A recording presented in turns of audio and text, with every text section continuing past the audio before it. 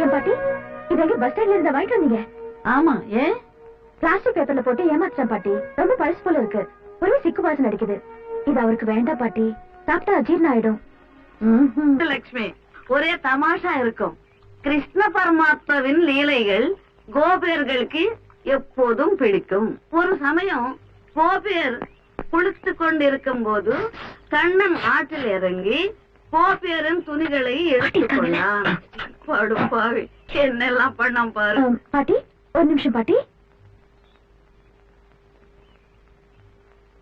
என்ன எங்க பாட்டிக்கு ஆயில் போட்டு செட்டப் பண்றீங்க? பாட்டிக்கு ஆயில் போட்டோம்னா பேரனா செட் ஆயிடுவேன் நினைக்கிறியா? யோ என்னையா என்னமோ செட்டப்பா ஆயில நீ பாட்டு பேசிட்டு போற? இது எங்கிட்ட இந்த நடிக்கிற வேலையில வச்சுக்காத. நேத்தே எங்க பாட்டி சொன்னாங்க, டேய் வெங்கட், அந்த வேலைக்கார பொண்ணு லட்சுமிக்கு மூக்கு மொழி எல்லாம் அப்படியே கண்ணுல ஒத்திக்கிற மாதிரி இருக்கு.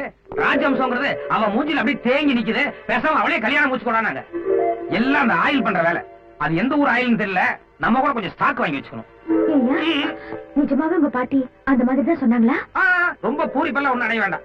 எங்க பாட்டி கண்ணுக்கு வேணா ராஜம்சம் தெரிஞ்சிருக்கலாம். ஆனா என் கண்ணுக்கு ஏதோ 2 அம்சம் பரவாயில்லன்னு தோணுது.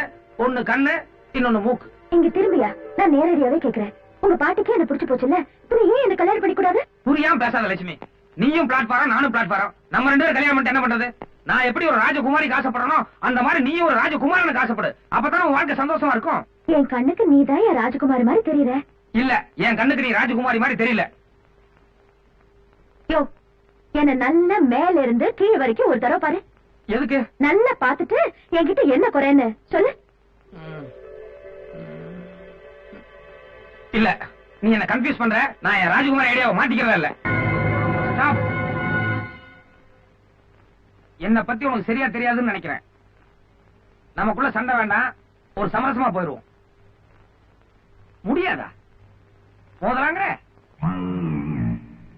இத பார், உன் வீக் பாயிண்ட் என்னன்னு எனக்கு தெரியும். கரெக்டா அந்த இடத்துலயே அடிப்பேன். அப்ப மோதுறதா உன் முடிவு இல்ல? Okay, come on, we will try.